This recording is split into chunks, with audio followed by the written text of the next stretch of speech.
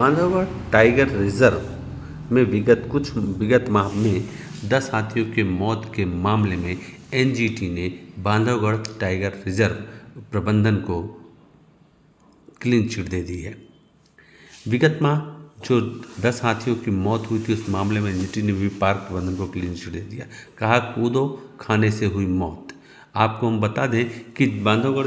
के में बीते दिनों हुए 10 हाथियों की मौत के मामले में एनजीटी ने अपनी रिपोर्ट साझा की है, जिसमें यह माना गया कि हाथियों की मौत फंगस लगी कोदो की फसल खाने से हुई थी। वहीं एनजीटी ने यह भी स्पष्ट किया कि 1931 में तमिलनाडु में 14 हाथियों की मौत भी हुई थी, जिसका कारण कि मोटा अनाज था। वहीं इस तरह के खुलासे के बाद एनजीटी ने सबको चौंका दिया। वहीं मामले को लेकर के बांधवगढ़ प्रबंधन ने मीडिया के सामने एनजीटी की रिपोर्ट पेश कर मामले का खुलासा किया। मामला है विश्व प्रसिद्ध बांधवगढ़ टाइगर रिजर्व का, जहां 3 महीने पहले छत्तीसगढ़ से होकर बांधवगढ़ आए जंगली हाथियों ने किसानों के कोदो की फसल को खाया, जिसके कारण उनकी मौत हो गई थी। घटना के बाद तमाम वन्यप्राणी विशेषज्ञों ने इस पर रिसर्च किया और अपनी रिपोर्ट भारत सरकार के साथ एनजीटी को सौंपी, जिसके बाद एनजीटी ने यह माना कि कोदो की फसल में फंगस लगी थी, जिसे हाथियों ने खाया और वह फूड पॉइजनिंग का शिकार हो गए, जिसके कारण उन्होंने दम तोड़ दिया। वो एप्लीकेशन लगाई गई थी एनजीटी भोपाल में, जिसमें उन्होंने सेल्फ लिया था इसको अपने संज्ञान में, और एक एप्लीकेशन थी 241/2024, जिसमें कि एनजीटी ने PCCF wild life institute of India, agriculture college उनको, और डब्ल्यूआई को, इनको एक और इवन कलेक्टर, जिला कलेक्टर को भी इसमें पार्टी बनाया था। इसमें हम लोगों ने अपना जवाब प्रस्तुत किया था और एनजीटी ने इसके बाद पूरा एनालाइज करने के बाद और डब्ल्यूआई के द्वारा जो साइंटिफिक रिसर्च के जो पेपर्स रखे गए उसके आधार पर एनजीटी ने 10 तारीख को एक निर्णय दिया है, जिसमें कि उन्होंने इस बात को भी संज्ञान में लिया है कि 1933 में 14 हाथियों की तमिलनाडु में जो मृत्यु हुई थी कोदो के कारण, वो भी एक research paper general Bombay natural historical society of India उसमें प्रिंट हुआ था वो पेपर, उसको भी उन्होंने संज्ञान में लेते हुए ये 10 हाथियों की मौत जो बांधवगढ़ में हुई, इसमें किसी भी बाहरी इंटरफेरेंस या बाहरी केमिकल या किसी भी तरह का ह्यूमन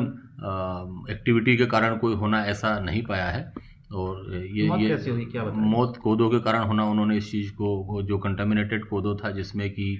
फंगल था और माइकोटॉक्सिन जो हुआ था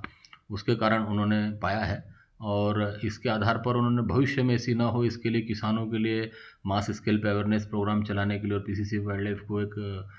एक समिति गठित करके और भविष्य में इस तरह की पुनरावृत्ति ना हो, और जो क्लाइमेट चेंज का भी जो असर हुआ है उसको भी देखते हुए किस तरीके से आगे कार्रवाई की जाए, इसके लिए कमेटी गठित करके और इसके रिकमेंडेशंस के आधार पर कार्रवाई करने के निर्देश दिए। बीटीआर में सर क्या ऐसी मतलब जागरूकता करी जा रही है किसानों के बीच में इसको लेकर? अभी इस निर्णय के बाद अब हम जैसे कि बताया कमेटी जब ये बनेगी और अपनी रिकमेंडेशन देगी तो हम यहाँ भी जिला कलेक्टर के साथ मिल करके, हम जिला प्रशासन के साथ में मिल करके हम इसमें करेंगे, अवेयरनेस प्रोग्राम चलाएंगे, कृषि विभाग को भी साथ में लेकर के। सर जो हाथियों की मौत हुई, हाथियों की निगरानी कंटिन्यू, चूँकि हमारा एक टीमें बनी हुई, ग्राउंड टीमें जो प्रतिदिन पैदल गश्ती पे जाती हैं, जैसे ही हाथियों के साक्ष्य मिलते हैं किस तरफ मूवमेंट रहा है उस तरफ हमारी टीम मूव करती है, और प्रतिदिन हमको वायरलेस के माध्यम से भी जैसे ही टीम को जहाँ भी हाथी दिखते हैं सूचना मिलती है। हमारे